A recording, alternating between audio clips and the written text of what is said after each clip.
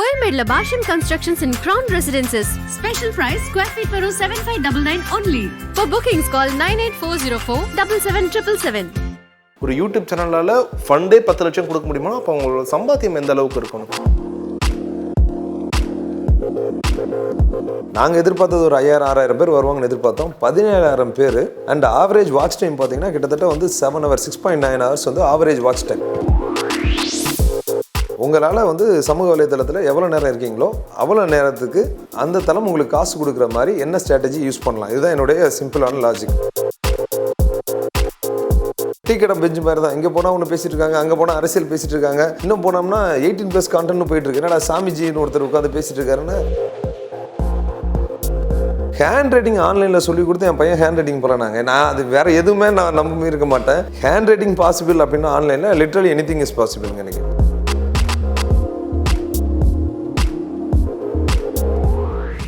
வணக்கம் ஐபிசி தமிழ் நேயர்களே. எந்த பக்கம் திரும்பினாலும் டிஜிட்டல் மார்க்கெட்டிங், டிஜிட்டல் மூலமாக எவ்வளோ பணம் சம்பாதிக்கிறோம் தெரியுமா? என் பின்னாடி இவ்வளோ ஃபாலோவர்ஸ் இருக்காங்க, உங்ககிட்ட எதுவுமே இல்லையா? இது போன்ற நிறைய விஷயங்கள் கேள்விப்படுறீங்களா? எனக்கும் இது ரொம்ப நாளாக ஆசை, ஆனால் யார்கிட்ட கேட்டு தெரிஞ்சுக்கிறது? இதை பற்றி நிறைய கேள்விகள் இருக்குது, ஆனால் பதில் சொல்ல யாரும் இல்லைன்னு நினைக்கிறீங்களா? Very happy to welcome mister Dharanidharan, the founder of Social Legal, the digital marketing agency. Hello sir, வணக்கம். வணக்கம் நவீன், எப்படி இருக்கீங்க சார்? நல்லா இருக்கேன் நவீன், நீங்கள் எப்படி இருக்கீங்க? ஓகே, நல்லா இருக்கேன் சார். ஸோ டிஜிட்டல் உலகம் ஃபஸ்ட்லாம் சொல்லுவாங்களே ஒரு ரொபோட்டிக் உலகமாக மாறிடுச்சு, எங்கே பார்த்தாலும் மக்களுக்கு வந்து நின்று பேசக்கூட நேரம் இல்லை மாதிரி. இப்போ பேசலாம் நேரம் இருக்குது, ஆனால் பேசுகிற விஷயம் என்ன பற்றினா எப்படி பணம் சம்பாதிக்கலாம், எப்படி ஃபேம் ஆகலாம், நம்ம பேரை இன்னொருத்தர் சொல்ல வைக்கணும், நம்மளை பார்த்தோன்னே ஒரு ஃபோட்டோகிராஃப் எடுக்கணும், ஒரு செல்ஃபி எடுக்கணும், இப்படி தான் எல்லாரோட ஆசையாக ஆகிடுச்சு. ஸோ முதல்ல இப்போது எல்லாரையும் திரும்பி பார்க்க வச்சுருக்கீங்க. காரணம் இந்த க்ளப் ஹவுஸ்ன்ற விஷயம். ஸோ ரீசெண்டாக க்ளப் ஹவுஸ்ன்ற ஒரு விஷயம் ஆரம்பிச்சோன்னா எல்லாருக்குமே வந்து இது என்ன ஒரு ஆப்பா, இல்லை என்ன ஒரு விஷயம், இதில் என்னென்ன காரியங்கள் நடக்குதுன்னு பெருசாக யாருக்குன்னு ஒரு ஐடியா இல்லை. பட் அதுலேயே ஒரு மேரத்தான் நடத்தி நிறைய பேர் திரும்பி பார்க்க வச்சுங்க. இந்த ஐடியா எப்படி முதல்ல தோணுச்சு? சூப்பர் நவீன். ஆக்சுவலாக ஃபஸ்ட்டு வந்து அது ஒரு சீரியஸான தளமாக யாருமே பார்க்கல. நீங்கள் க்ளப் ஹவுஸ் வந்து அது வந்து 2020 ஏப்ரல்லே வந்துருச்சு. ஃபஸ்ட்டு iOSக்கு மட்டும் யூஸ் பண்ணியிருந்தாங்க. ஜான்லலாம் வந்து நம்ம இந்தியாவுக்கு நிறைய பேர் யூஸ் பண்ண ஆரம்பித்தாங்க. உள்ளே போய் பார்த்தோம்னா நிறைய ஃபாரினர்ஸ் தான் இருந்தாங்க. இது என்னடா இதெல்லாம் ஒரு ஆப்பா அப்படின்னு சொல்லிட்டு வெளியே வந்துட்டோம். என்னென்னா கசகசன்னு பேசிகிட்டு இருப்பாங்க, அவ்வளோதான் இருந்துச்சு. எப்போ வந்து ஆண்ட்ராய்டு வெர்ஷன் வந்துச்சோ, லாஸ்ட்டு வந்து மேலே வந்து ஆண்ட்ராய்டு வெர்ஷன் நல்லா வரவும் நிறைய பேர் உள்ளே வர ஆரம்பித்தாங்க. ஸோ இன்ட்ரெஸ்டிங்காக இருக்கேன்னு போய் பார்த்தானா வெட்டி பேச்சு விடிஞ்சா போச்சு மாதிரி தான். இல்லை, அது மட்டும் பேசிகிட்டு இருக்காங்க, கசன்னு பேசிட்டே இருக்காங்க. என்னடா இப்படி போயிட்டு இருக்குன்னு பார்த்தோம்னா ஒவ்வொன்றும் ஒரு டிஃப்ரெண்ட் ரூம்ஸ் இருக்குது. டீ கடை பெஞ்சு மாதிரி தான். இங்கே போனால் ஒன்று பேசிட்டு இருக்காங்க, அங்கே போனால் அரசியல் பேசிட்டு இருக்காங்க, இன்னும் போனோம்னா 18+ கான்டென்ட் போயிட்டு இருக்கு. என்னடா சாமிஜின்னு ஒருத்தர் உட்காந்து பேசிட்டு இருக்காருன்னா என்ன ஒரு அழகான தளமாக இருக்குது. இப்போ தான் வந்து புரியுது. ஏன்னா நிறைய பேர் உள்ளே வந்ததுக்கப்புறம் தான் அந்த தளமுக்கு வந்து ஒரு என்ன சொல்கிறதுனா க்ரோத் கிடைக்குது. அது தவறான ஒரு பாதையில் போயிட்டுருக்குன்னு சொல்லிட்டு யோசித்தோம். நான் நிறைய ஃப்ரெண்ட்ஸ் வந்து அப்படியே க்ளப் ஹவுஸ் வான்னு சொல்கிறாங்க. உள்ளே போனோம். போயிட்டு 2வது நாள் 3வது நாள் ஏதோ க்ளப் ஹவுஸை நம்ம கண்டுபிடிச்ச மாதிரி க்ளப் ஹவுஸை இப்படி தான் யூஸ் பண்ணணுங்க, மாட்ரேட்டர்னா அவரோட வேலை இது. நீங்கள் வந்து எப்படி வந்து ஒரு ரியல் டைமில் ஒரு ஈவெண்ட் நடக்குதோ அது மாதிரி ஸ்பீக்கர் கையில் மைக் கொடுத்துட்டு யாருக்கு கேள்வி இருக்கோ அவங்கள மட்டும் கேள்வி கேட்டுட்டு ஸ்டேஜை விட்டு திருப்பி இறக்கி விடுங்க, அந்த மாதிரிலாம் ரெகுலேட் பண்ண ஆரம்பித்தோம். அது நல்ல வரவேற்பு பெற்றுச்சு. 35 days தான் ஆக்சுவலாக. நாங்கள் ரொம்பலாம் நாங்கள் டைம் அதில் ஸ்பெண்ட் பண்ணல. காலையில் 7 AM பாசிட்டிவிட்டின்னு ஒரு ப்ரோக்ராம் ஆரம்பித்தேன். ஈவினிங் 6 PM வந்து மீனிங்ஃபுல் கான்வர்சேஷன்ஸ் வித் தரணிதரன் சொல்லி ஒரு ப்ரோக்ராம். காலையில் வந்து நம்மள்ட்ட நிறைய பேர் வந்து பேசணும்னு ஆசைப்படுவாங்க. ஆனால் நமக்கு என்னென்னா இந்த யூடியூப் போடுற தளங்கள்லாம் என்ன ஆகும்னா முகத்தை காமிக்கிறது கொஞ்சம் கூச்சப்படும். எல்லாருக்குமே அது இயல்பாக வராது. இன்னொன்று என்ன பேசுறதுன்னு தெரியாது. யாராவது ஒரு மாடரேட் பண்ணுறப்ப, கேள்வி கேட்குறப்ப, டிக்கெட் பண்ணுறப்ப அவங்க பதிலுக்கு ஆன்சர் கொடுப்பாங்களா. ஸோ அது மாதிரி இந்த காலையில் ப்ரோக்ராமை பண்ணவும் நிறைய பேர் இன்வால்வ் ஆக ஆரம்பித்தாங்க. ஆரம்பித்து ஒரு 4வது நாள் 5வது நாள்லேயே 400 பேர் 500 பேர் காலையில் கேட்க ஆரம்பித்தாங்க. ஈவினிங் ப்ரோக்ராம்லாம் பார்த்தோம்னா சக்ஸஸ்ஃபுல் ஆண்டர்பிரினர்ஸை நாங்கள் உள்ளே கொண்டு வந்தோம். டாக்டர் வேலுமணி தைரோகேர் அவராக இருக்கட்டும், இல்லை CKK குமரவேல் நேச்சுரல்ஸோட ஃபவுண்டரு, எஸ்ஸோட சேர்மன் மிஸ்டர் நீதிமோகன் ஒருத்தர், அவர்லாம் வந்தப்போ ஒரு 860 பேர் வந்து அட்டன் பண்ணுறாங்க. செம்ம யூஸ்ஃபுல்லாக இருக்குது அப்படின்னு சென்ஸ் ஆயிடுச்சு. இப்படியே போயிட்டுருக்கு. இது வந்து ஒரு 20-25 நாளுக்குள்ளேயே இதை நாங்கள் பண்ணிட்டோம். அப்படியே இருக்கிறப்ப என்னுடைய நண்பர் ஒருத்தர் பொள்ளாச்சியிலேருந்து முத்துக்குமார்னு சொல்லி அவர் கேட்குறாரு, நம்ம ஏன் இதில் கின்னஸ் சாதனையை படிக்கக்கூடாது, நல்லா இந்த தளத்தை பயன்படுத்தலாமே அப்படின்னு ஒன்று. எதுக்கு ரீசன் அப்படின்னு பார்த்தோம் அப்படின்னா மக்கள் வந்து ரொம்ப தூண்டு போயிருக்காங்க. BC சென்டருக்கு இது ரீச் ஆகுது. வாட்ஸ்அப்பில் வந்து வாய்ஸ் நோட் அனுப்பிச்சு பழகிட்டாங்கல்ல. ஸோ இது வந்து அவங்களுக்கும் புரிஞ்சிருச்சு இப்படி தான். ஸோ இந்த தளத்தை நல்ல பயனுள்ளதாக யூஸ் பண்ணலாம். ஸோ வெறும் மோட்டிவேஷன் மட்டும் இல்லாமல் ஸ்ட்ராட்டஜிஸ் அண்ட் டாக்டிக்ஸ் கொடுக்கலாமான்னு தோணிகிட்ருக்கு. அடுத்த நாள் காலையில் இன்னொரு ஃப்ரெண்டு கால் பண்ணுறான். மச்சான் நம்ம ஏன் இதில் வந்து ஒரு கின்னஸ் ரெக்கார்டு பண்ணக்கூடாதுன்னு சொல்கிறேன். என்னடா 2 பேரும் ஒரே மாதிரி சொல்கிறேன். அவரும் instantly he is also from Pollachi, சுரேஷ்ன்னு சொல்லி. ஸோ 2 பேர் பேசுகிறோம். அப்படியே இன்னொரு ஃப்ரெண்டு சக்தி சேர்த்துட்டு லெட் அஸ் ஸ்டார்ட் அப்படின்னு சொல்லிட்டு 24 ஹவர் வந்து மராத்தான் மாதிரி பண்ணுவோம். ஃபஸ்ட்டு 44 யோசித்தோம். அதுக்கப்புறம் வேர்ல்ட் ரெக்கார்டு என்னன்னு கேட்டோம், 22ன்னு சொன்னாங்க. ஸோ 24 ஆரம்பிப்போம் அப்படின்னு சொல்லிட்டு இதில் தமிழில் நல்ல வல்லுநர்கள், நாங்கள் எதிர்பார்த்தது ஒரு 5000-6000 பேர் வருவாங்கன்னு எதிர்பார்த்தோம். 17,000 பேர். அண்ட் ஆவரேஜ் வாட்ச் டைம் பார்த்தீங்கன்னா கிட்டத்தட்ட வந்து 7 hours 6.9 hours வந்து ஆவரேஜ் வாட்ச் டைம். ஏன்னா காலையில் ஆரம்பித்து அடுத்த நாள் வந்து 24 hourன்னு பிளான் பண்ணது 30 hour 30 minutes 30 seconds முடித்தோம். ஸோ அவ்வளோ பெரிய லெங்க்தியான conversation. At every point of time minimum 300 பேர் இருந்தாங்க. அட் சம் பாயிண்ட் ஆஃப் டைம்னா 1400 people. 12 மணிக்கு நைட்டு 1400 பேர் இருந்தாங்க. ஸோ இது வந்து ஓகே, இது ஒரு வரவேற்பு கிடைச்சிருச்சு அப்படின்னு தெரிஞ்சிச்சு. ஸோ நம்மளால் இந்த தளத்தில் இம்பாக்ட் பண்ண முடியும் அப்படின்னு யோசிச்சேன். ஸோ அதுதான் இதுக்கான ஒரு என்டையர் ஃப்ளோனா இதுதான். ஸோ என்னதான் எல்லா விஷயங்களும் நல்ல காசுக்காக பண்ணாலும் ஸோ எண்ட் ஆஃப் த டே டிஜிட்டலில் எனக்கு எவ்வளோ காசு பார்க்க முடியுன்ற ஒரு விஷயம் தான் எல்லாருமே எதிர்பார்க்குறாங்க. ஸோ சமீபத்தில் வில்லேஜ் குக்கிங் சேனல் வந்து 10 million ஃபாலோவர்ஸ் எடுக்கிறாங்க. சிஎம்மோட ரிலீஃப் ஃபண்டுக்கு 10 லட்ச ரூபா தரணும். எல்லாருமே பயங்கர ஷாக்கிங். ஓ, ஒரு யூடியூப் சேனலால் ஃபண்டே 10 லட்சம் கொடுக்க முடியுமா? அப்போ அவங்களோட சம்பாத்தியம் எந்த அளவுக்கு இருக்கணும்? ஸோ ஆரம்ப கட்ட காலத்தில் யூடியூப்பில் ஃபேம்காக வந்தவங்க எல்லாருமே இப்போ வந்து எவ்வளோ டாலர்ஸ், எவ்வளோ யூரோஸ் வருது, எவ்வளோ ஆட் வருதா, எவ்வளோ டியூரேஷன் முதற்கொண்டு எல்லாருமே ரொம்ப அப்டேட் ஆகிட்டாங்க. ஸோ இந்த விஷயம் இப்போ எந்த அளவுக்கு வளர்ந்துருக்கு, அதில் பணம் சம்பாதிக்கிறது வெறும் யூடியூப்னு சொல்லலை, டிஜிட்டல் மூலமாக பணம் சம்பாதிக்கிறது எந்த அளவுக்கு அதிக சாத்தியமான வாய்ப்புகள் அதிகமாக இருக்குது? நிச்சயமாக எக்கச்சக்கமாக ஆப்ஷன்ஸ் இருக்குது. நான் இதை எப்படி பார்க்குறேன் அப்படின்னா, rather then being a consumer we have to become producer. சிம்பிளான கான்செப்ட் இதுதான். நம்ம வந்து வேறு யாராவது போடுறாங்க, அந்த கான்டென்ட்டை நம்ம தொடர்ந்து பார்த்துட்டே இருக்கோம். ஒரு கட்டத்தில் நம்ம ப்ரொடியூசரை மாதிரி ஆகணும். நம்ம ஏதாவது கான்டென்ட் கொடுக்க முடியுமா அப்படின்னு பார்க்கணும். சிம்பிளாக சொல்லணும் அப்படின்னா, ஒரு நாளைக்கு ஆவரேஜாக இந்தியன் ஸ்டாட்டிஸ்டிக்ஸ் படி குறைந்தபட்சம் 3.5 மணி நேரம் ஆன்லைனில் இருக்காங்க. வந்து ஆஃப்டர் கோவிட் வந்து இது 5 மணி நேரம் 6 மணி நேரமாக இருக்குது. எவ்வளோ நேரம் செலவு பண்ணுறாங்கன்னா அந்த தளம் உங்களுக்கு காசு கொடுக்குதான்னு பாருங்கன்னு நான் சொல்லுவேன். உங்களால் வந்து சமூக வலைதளத்தில் எவ்வளோ நேரம் இருக்கீங்களோ அவ்வளோ நேரத்துக்கு அந்த தளம் உங்களுக்கு காசு கொடுக்குற மாதிரி என்ன ஸ்ட்ராட்டஜி யூஸ் பண்ணலாம், இதுதான் என்னுடைய சிம்பிளான லாஜிக். ஸோ இப்போ வந்து சோஷியல் மீடியாவில் ஃபேஸ்புக்கில் இருக்கீங்க, இல்லை யூடியூப்பில் இருக்கீங்க அப்படின்னா, ஃபேஸ்புக்கில் நம்ம யூஸ் பண்ணுறது வந்து ஃபேஸ்புக்கோட ஃப்ரண்ட் எண்டு மட்டும் தான் யூஸ் பண்ணுறோம். பேக் எண்டில் ஆட் மேனேஜர் இருக்குது. உங்களுடைய பிஸ்னஸ்க்கு அட்வர்டைஸ்மெண்ட் நீங்கள் பண்ணிவிட்டு அங்கே செலவு பண்ணுற நேரம், ஈவன் நீங்கள் தூங்குற நேரத்தில் கூட அந்த ஃபேஸ்புக் ஆடு உங்களுக்காக சம்பாதிச்சு கொடுக்குறதுக்கு வாய்ப்பு இருக்குது. மேபி உங்களுடைய ப்ராடக்டை வந்து கஸ்டமருக்கு எடுத்துகிட்டு போகிறதுக்கு. இல்லை நிறைய பேர் வந்து ஆர்ட் பண்ணுவாங்க, கிராஃப்ட் பண்ணுவாங்க, யோகா கிளாஸஸ் ஆன்லைனில் நடக்குது, குக்கிங் கிளாஸஸ் நடக்குது, பேக்கிங் கிளாஸஸ் நடக்குது. இப்போ நான் கூட 5 AM வெபினார்லாம் பண்ணிகிட்ருக்கேன். இது எல்லாமே ஆன்லைனில் நடக்கிற கிளாஸஸ் தான். நிறைய பேருக்கு என்ன ஒரு பயம் இருக்குது அப்படின்னா, நான் அதில் வந்து சூப்பராக நான் பண்ணலையே அப்படிங்கிற மாதிரி அது கேள்வி தான். பண்ணால் யார் பாப்பா, அந்த தயக்கம் எல்லாருக்குமே இருக்குது. இதுக்கு ஒரே ஒரு சின்ன எக்ஸாம்பிள் சொல்கிறேன். நம்ம வந்து 10th படிச்சுட்டு இருக்க ஒரு அண்ணன்ட்ட போயிட்டு 8th படிக்கிற ஸ்டூடெண்ட் வந்து நான் எனக்கு சொல்லித்தாங்கன்னு கேட்டேன்னா, அந்த 10th சொல்லிக் கொடுக்குற பையன் இருக்கான் பாருங்கள், டீச்சர் சொல்லிக் கொடுக்குறதோட இந்த பையன் சொல்லிக் கொடுக்குற கூட கனெக்ட் இருக்கும். ஸோ அந்த கனெக்ட்டு நம்ம கடந்து வந்த பாதையை யாராவது கடக்கணும்னு ஆசைப்படுவாங்க. அவங்களுக்கு இந்த இன்ஃபர்மேஷன் யூஸ்ஃபுல்லாக இருக்கும். எவ்வளோ தான் யூடியூப்பில் ஃப்ரீயாக இருந்தால் கூட சில கான்டென்ட் ஸ்டெப் பை ஸ்டெப் சொல்லிக் கொடுக்குறப்ப, அந்த பர்சனல் டச் இருக்கிறப்ப கண்டிப்பாக வந்து இதில் வந்து ஆன்லைனில் ஏர்ன் பண்ண முடியும். இப்போ இருக்க காலகட்டத்தில் எல்லாருக்குமே இருக்க முக்கியமான கேள்வி, என்னை சுற்றி இருக்க நிறைய பேர் எல்லாருமே யூடியூப் சேனல் ஆரம்பிக்கிறாங்க. இப்போ நான் யூடியூப் சேனல் ஆரம்பித்தா நாட் ஒன்லி யூடியூப், ஒரு ஃபேஸ்புக்கில் ஒரு பேஜ் ஆரம்பிக்கிறேன், என்னால் எப்படி சர்வை பண்ண முடியும்? இப்போ ஒரு ஃபன்னியாக சொல்லணும்னா கவுண்ட் பண்ணி சொல்லுவார், இப்போ படம் பார்க்குறவங்களோட நடிக்கிறவங்க அதிகமாகிட்டாங்க.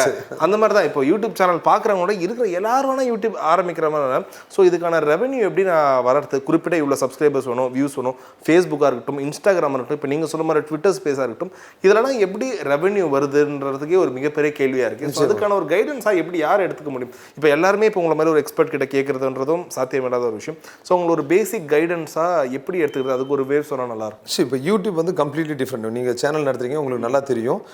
அது வந்து டிஃப்ரெண்ட் வியூஸ் பேஸ் பண்ணி எந்த கண்ட்ரிலேருந்து பார்க்குறாங்க, எவ்வளோ டியூரேஷன் பார்த்துருக்காங்க, இது எல்லாமே வந்து லைக் நிறையா இதுக்குள்ளே இருக்குது. ஏன்னா லாங்கர் ஃபார்மேட்டில் நிறைய அட்வர்டைஸ்மெண்ட்டுக்கான ஸ்பேஸ் இருக்கும்.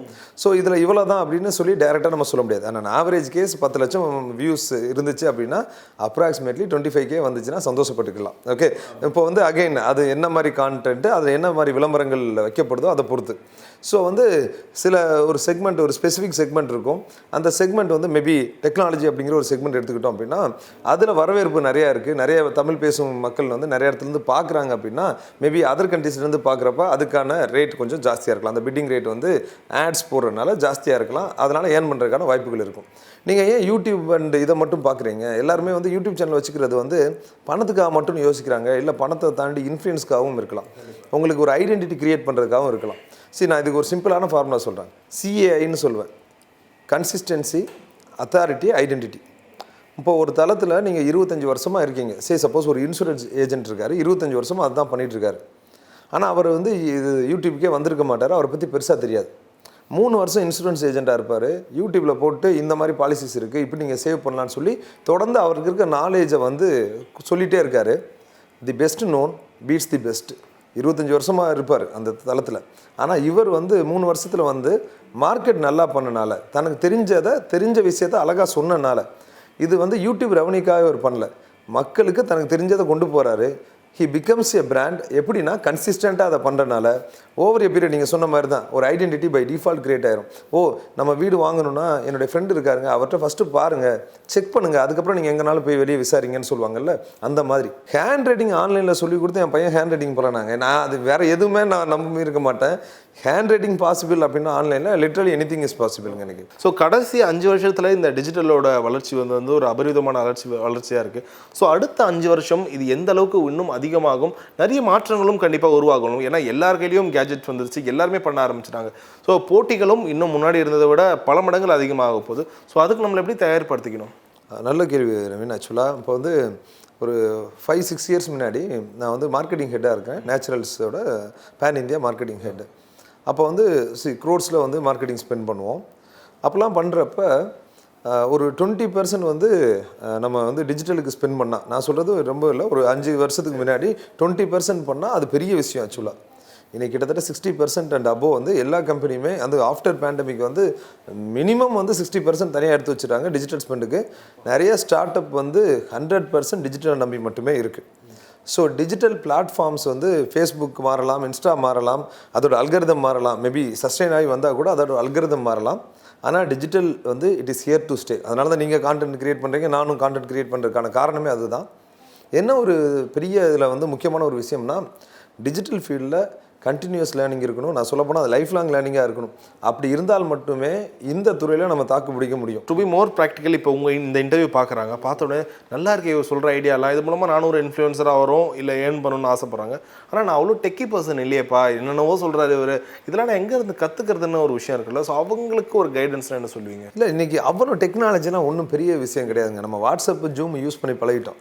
அது இந்த பேண்டமிக் கற்றுக் கொடுத்தது வந்து என்னென்னா, இல்லாட்டி 5 வருஷம் ஆயிருக்கும் ஜூம்லாம் வந்து ஆகிறதுக்கு. ஓகே, ஆனால் வந்து அந்த கர்வை வந்து 2 மந்த்ஸ்க்குள்ளே குறைச்சி கொண்டு வந்தது இந்த பேண்டமிக் தான்.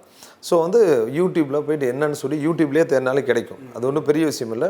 இன்னொன்று, ஒவ்வொன்றுக்கும் வந்து ஒரு ஸ்பெஷலைஸ் கோர்சஸ் இருக்குது. வாட்ஸ்அப் மார்க்கெட்டிங்கு தனியாக கோர்சஸ் இருக்குது. 500 ரூபா வந்து நம்ம நல்லா இருக்கிறக்கா 500 ரூபா செலவு பண்ணுறது கூட நம்ம தயாராக இல்லைன்னா அந்த நாலேஜ் வராது. ஒன்று, இப்படி வந்து யூடியூப்பில் போய் தேடி கண்டுபிடிச்சி அவங்களே ஃபிகர் அவுட் பண்ணலாம். இல்லை அந்த ஷார்ட்கட் வந்து மேபி 2 வாரம் ஆகிறதா 1 வாரத்தில் இல்லை 2 நாளில் தெரிஞ்சுக்கணும்னா இது மாதிரி ஏதாவது ஒரு 500 rupees 600 rupees கோர்ஸரா இருக்குது, யூடெமி இருக்குது, அங்கே போய் கூட அவங்களால அந்த இது கற்றுக்கிற முடியும். சார், ஸோ ஃபைனலாக இந்த இன்டர்வியூட கன்க்ளூஷனாக, ஸோ பார்க்குற எல்லாருக்கும் ஒரு கடைசி கேள்வியாக இருக்கும். சரிங்க சார், நீங்கள் சொல்கிறதெல்லாம் ரொம்ப நம்பிக்கை கொடுக்குற மாதிரி இருக்குது, இதில் நான் வின் பண்ணுவேனா, அதுக்கான ஒரு ரேஷியோ ஆச்சு சொல்ல முடியுமானா என்ன சொல்வீங்க? இல்லை, ரேஷியோ சொல்லலாம், கண்டிப்பாக சொல்லலாம். ஜெயிக்கணும்னு நினைக்கிற எல்லாராலையும் ஜெயிக்க முடியும், அதில் டவுட் இல்லை. என்னென்னா, அந்த சிலர் வந்து 3 நாள் ட்ரை பண்ணுவாங்க, 4வது நாள் வந்து ஏதோ ஒரு நெகட்டிவ் கமெண்ட் வந்திருக்கும், நமக்கு செட் ஆகாது போலன்னு பயந்துருவாங்க. மேபி அதனால் அவங்க வந்து அதை தொடராமல் விடலாம். 2-3 ரிஜெக்ஷன்ஸ் வரும், அதை ஃபேஸ் பண்ணுறதுக்கு தயாராக இல்லாமல் பாதியில் விட்டவங்க நிறைய பேர் இருக்காங்க. ஒரு பேட்ச் பண்ணுவாங்க, 3 பேர் தான் வந்திருப்பாங்க, அந்த 3 பேருக்காக கிளாஸ் எடுக்கணுமா அப்படின்னு யோசிச்சிருந்தா அப்படி கூட விட்டுருக்கலாம். இது எப்பயுமே ஸ்மாலாக தான் ஸ்டார்ட் ஆகும். கன்சிஸ்டன்சி அது வந்து எனி பிளாட்ஃபார்ம் இன்னைக்கு, அது நீங்கள் கான்டென்ட் கிரியேட்டராக இருந்தாலும் கோர்ஸ் கிரியேட்டராக இருந்தாலும் அது கண்டிப்பாக தேவை. இன்னொன்று வந்து லா ஆஃப் ஆவரேஜ் தான். நீங்கள் வந்து ஒரு 100 பேர் இருக்காங்கன்னா 20% will make lot of money. அதில் வந்து அந்த 4% of people will make extra money. இது எல்லா இடத்துலையுமே இது அப்ளிகபிள் தான். அது யூடியூப் சேனலாக இருக்கட்டும், நீங்கள் வேலை செய்கிற இடமா இருக்கட்டும், எல்லா இடத்துலையுமே அதே தான். ஸோ நீங்கள் எந்த அளவுக்கு எஃபர்ட் போட தயாராக இருக்கீங்களோ அந்த அளவுக்கு மார்க்கெட் ஏற்கனவே ரெடியாக இருக்குது. நீங்கள் உங்கள்கிட்ட இருக்கிற ஸ்கில்லை இன்றைக்கி என்ன எதிர்பார்க்குறாங்கன்னா பெர்சனலைசேஷன் எதிர்பார்க்குறாங்க. இது நம்ம ஆள் இவன் சொல்கிறது புரியுதில்ல அப்படிங்கிற மாதிரி கனெக்ட் பண்ணுறாங்க. They're not looking for gurus, they're looking for friends. இது எப்படி சொல்லலாம்னா, நான் அடிக்கடி சொல்லுவேன், எக்ஸாமுக்கு முன்னாடி சொல்லி கொடுக்குற ஒரு ஃப்ரெண்டு போயோன்னா அப்படியே பாஸ் ஆகிடலாம் இருக்கும் தெரியுமா, அது மாதிரி people are looking for solutions in their life.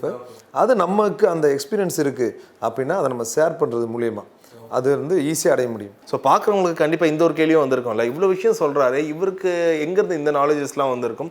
So இதுக்கான தனியாக படிப்பு ஏதாச்சும் இருக்கா, இல்லை எல்லாமே எக்ஸ்பீரியன்ஸில் தான் வந்திருக்குமான்ற கேள்விக்கு பிரதர், நான் படித்தது இன்ஜினியரிங் தான். ஓகே, அந்த அண்ணா பல்கலைக்கழகம் MIT கேம்பஸில் தான் படித்தேன். படிச்சுட்டு யூஎஸ்லாம் வேலை பார்த்தேன். ஐடிலாம் சுத்தமாக பிடிக்கல, கோடிங் வரல. ஆனால் இருந்தாலும் கொஞ்சம் சமாளித்து பார்த்தேன். 4 வருஷத்துக்கு மேலே ஓட்ட முடியல. ஐ ரிசைன் மை ஜாப். வந்துட்டு மாஸ்டர்ஸ் இன் கம்ப்யூட்டர் சயின்ஸ் படித்தேன். முடிச்சுட்டு எனக்கு என்ன வேணும் அப்படின்னு தேடுதல் இருக்கப்போ ஆக்சிடென்டலி டிஜிட்டல் மார்க்கெட்டிங்குள்ளே வந்தேன். ஃபஸ்ட்டு ப்ராஜெக்ட் ஹிட் ஆச்சு, எனக்கு பிடிச்சிருந்துச்சி. அப்போலாம் இந்த ஃபேஸ்புக்கில் ஆட்ஸை தாண்டி ஆர்கானிக்காக குரூப்லேயே அவ்வளோ லீட் எடுப்பாங்க, அது மாதிரி தான் இருக்கும். ஸோ அது சக்ஸஸ்ஃபுல்லாக பண்ண ஆரம்பிக்கும், பிடிச்சிருச்சு. ஸோ உள்ளே இறங்கினதுக்கப்புறம் 6 இயர்ஸ் ஆகுது எனக்கு ஜேர்னி. இந்த 6 வருஷத்தில் முதல் 2 வருஷம் கற்றுக்கிட்டது நிறையா.